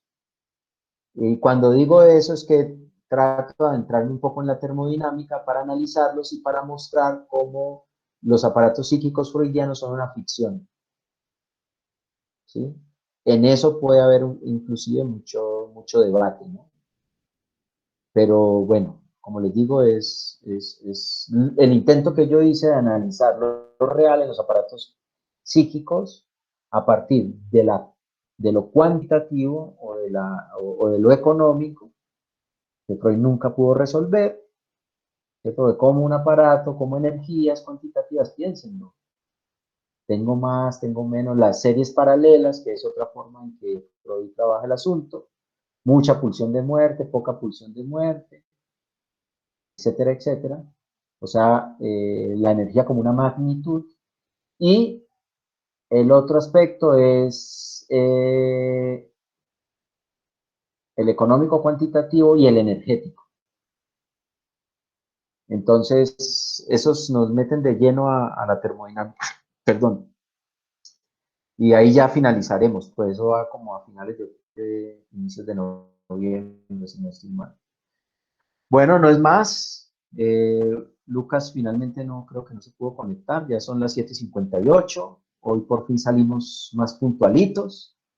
No sé si es por el partido de Colombia o qué. Les agradezco mucho. Cuídense y estamos hablando. Muchas gracias, Carlos. Muchas gracias, Carlos. Gracias. Hasta luego. Bueno, Hasta luego a chao. todos. Gracias. Adiós. Bye.